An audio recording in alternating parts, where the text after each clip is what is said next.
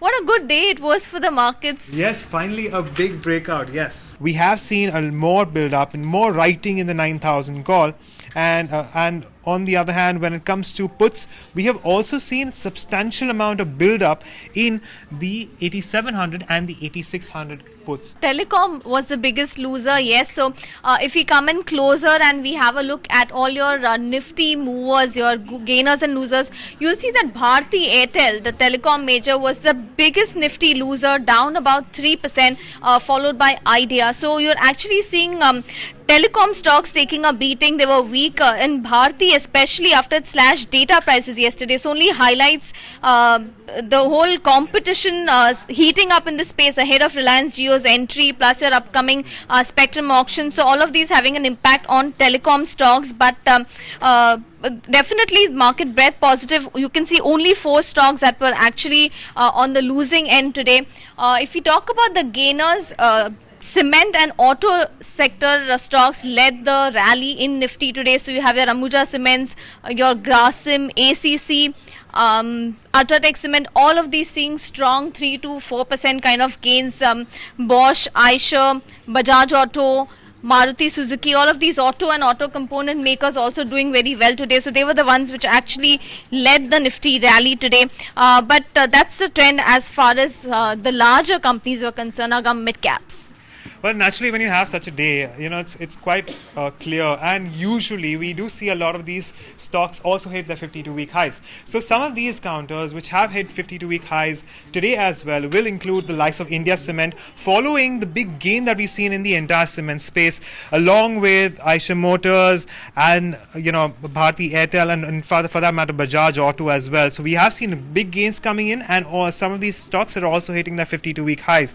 In fact, 40 out of the 500 Nifty 500 stocks have hit 52-week highs today. So it's certainly been a very strong day of trade today. Now, if I consider the big movers in terms of this particular index, we have seen the biggest gains coming in the likes of Oriental Bank, GMDC reacting to the numbers that came post market hours yesterday, up 8%. Jubilant Life Sciences building on gains.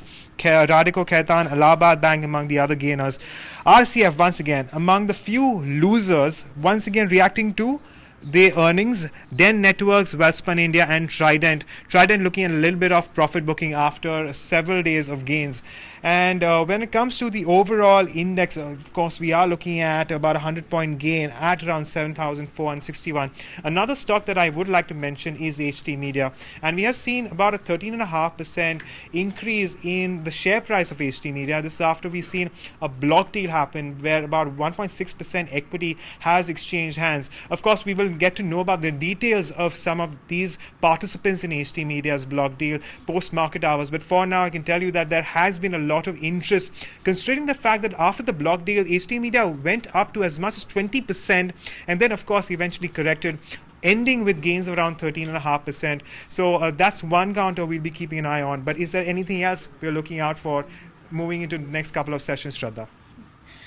Yes, Agam. 3 things that I'm want to talk about. RBL Bank, of course, we've seen a stellar subscription as far as that mid-cap private bank was concerned. 69 to 70 times was something that the issue was oversubscribed by. So price band for the IPO was fixed at about 224 to 225 per share. So yes, in all likelihood, given the kind of oversubscription it has seen, we could see some listing gains. Any guesses on what kind of premium we can expect when it goes on a list?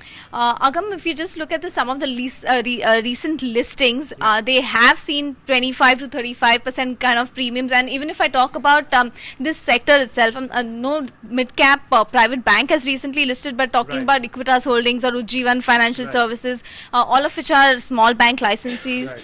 Some of them had seen gains of about 30-35% if I remember correctly when they debuted on the market. So I don't know if we will see that trend tomorrow, but given the subscription numbers, yes, very likely. That apart, BPCL earnings tomorrow, that's a Nifty company, so that is another thing that we can keep an eye out for. And lastly, something that I mentioned yesterday also, India GDP data is something that we are going to have tomorrow. That's obviously going to be after market hours, but another thing which could probably drive the markets, I'm not sure. So all those three things that we should be watching out for. Absolutely. But so that was all for today's session. But yes, we will see you again tomorrow at 3:45 p.m. on Bloomberg with Facebook Live.